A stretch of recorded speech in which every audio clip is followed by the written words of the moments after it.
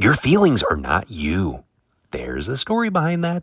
This is your daily message from Chad number 904 to upgrade your mental game today by telling yourself a better story, because the most important story you hear is the story you tell yourself.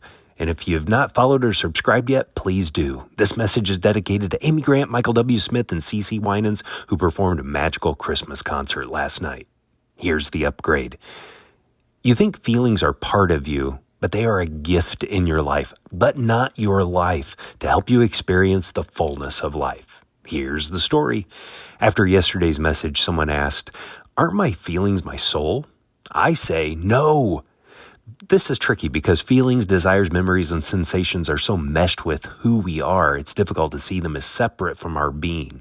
We live for good feelings. We rely on our feelings to tell us how to interpret circumstances, but we are not our feelings. And if we're not our feelings, then what are they? Have you ever thought about what the purpose of your feelings are?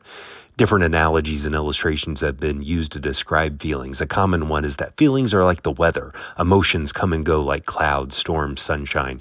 You don't control the weather, but you can choose whether to grab an umbrella or dance in the rain. There are phrases like, "I'm feeling stormy today," or "that person is a ray of sunshine." I don't particularly like this one because I think we can control our feelings. Another description is feelings are like passengers on a bus. This one creates the separation between your being and feelings. You're the bus driver. Emotions are loud, obnoxious, or scared passengers yelling directions.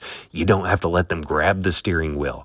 Like all illustrations, this is limited. It's kind of scary to ever imagine your feelings hijacking the bus and grabbing the steering wheel. The description I like best is feelings as a dashboard. Just as the readout on your car's dashboard gives you information of what's going on, feelings provide similar information. Feelings are signals. Check engine light is like anxiety. Low fuel can be interpreted as sadness. Overheating is like anger. They're useful data, but not the driver. The speedometer can tell you how fast the car is going, but it's not the engine that is making it go. The better story to tell yourself is, I am not my feelings. You control your feelings. You don't have to allow your feelings to drive you. Feelings do not determine your peace, happiness, or prosperity. As much as you love great feelings, if you think about it, you do not live for them. If there was a bliss machine that could connect to your brain to give you that feeling constantly, you wouldn't want that. The same goes for a meaning machine. If you could constantly have that deep sense of meaning, that feeling of satisfaction, whatever that is, you wouldn't want that. I would submit what makes life interesting, challenging, and engaging is its fullness. You want fullness of life.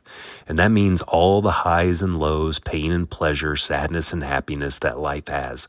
Fullness of life is experiencing all kinds of feelings. Tell me a story of acting differently than feeling to fromchadsmith@gmail.com. Send a text to someone and ask them, are you your feelings? If you haven't followed or subscribed yet, please do.